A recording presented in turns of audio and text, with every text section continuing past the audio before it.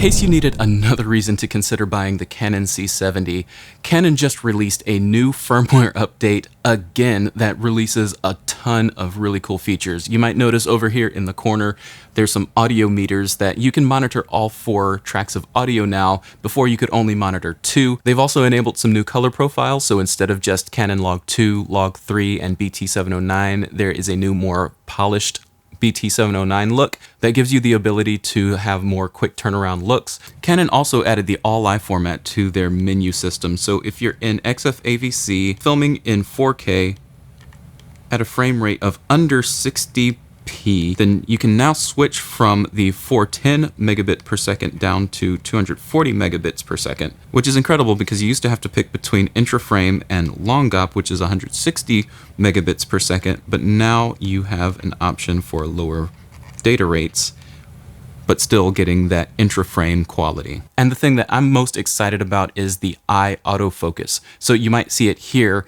You see this little square attached to my eye. If I move around, it's gonna stay attached. It's doing a pretty good job, but honestly, I'm a little bit far away from my camera to really see it. So for me to be able to see it, I need to come up here. It should be picking me up pretty good now.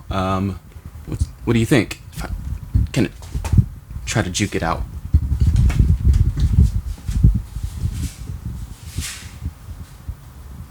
Okay, so that worked pretty well, but that's not even the most exciting thing. The most exciting thing to me, oh, this microphone's in the shot. Most exciting thing to me is that the eye autofocus is enabled on high frame rates.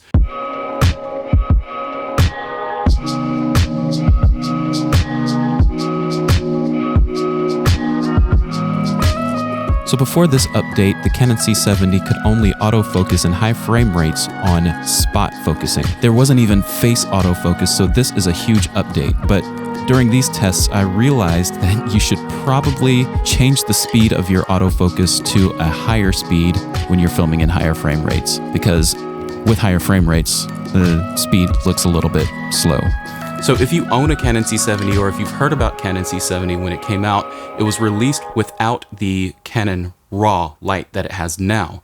And it was released with a bunch of great features that I thought would be perfect for my use. In fact, I don't even really use RAW a bunch right now, even though it now has it because of the last firmware update. But that's just the thing. Canon has been releasing firmware updates to keep this camera current since it came out.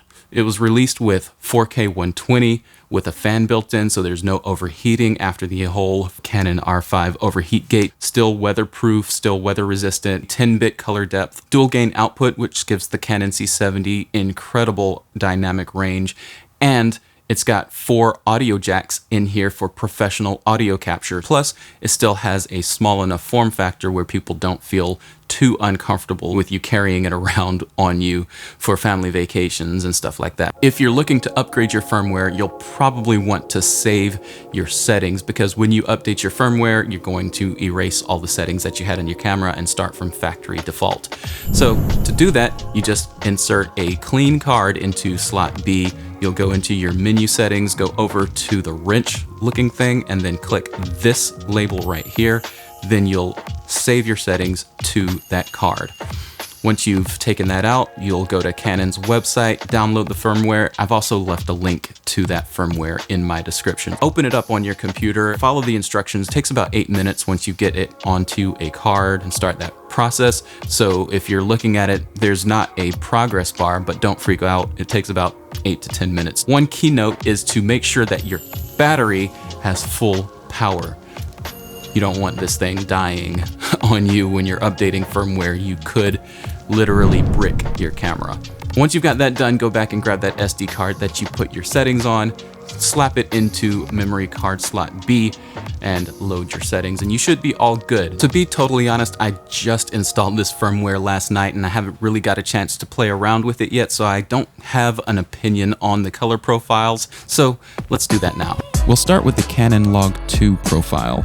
This is the most dynamic range in a profile that you'll get. You'll notice the shadows are very detailed. You see all the information there. Now we'll go to the Canon Log 3 profile. The blacks are a little bit more crushed, but you still get a lot of dynamic range out of this profile. If we go down even further to the PQ profile, we're now in the BT 2020 space. So it's a more finished profile, but the colors look a little bit off because we're in the BT 709 space in Premiere Pro right now. This is HLG. We're still in the BT 2020 space, so it's still a little bit off, but you get a little bit more dynamic range with this one. Now, if we switch to the BT 709 standard, you see that it looks pretty finished, but it still needs a little bit of work. And it's a little bit different than the BT 709 YDR that you get when you add the LUT. The EOS standard look is the look that you get from a DSLR or mirrorless camera from Canon. You can tell the blacks are crushed, the highlights are super exposed, it's very saturated. This is a finished look if you've ever seen one. This is the neutral look, again, another look that you get out of a DSLR or mirrorless camera from Canon. Blacks look pretty crushed, but not as crushed as before. And this is the new BT 709 look from Canon. It's the wide DR look. You get a little bit more dynamic range and it looks like a better finished image. But you do sacrifice a little bit on the highlight roll-off. And here is a quick comparison of the BT 709 standard look versus the new BT 709 wide DR look. Let me know what you notice in the comments.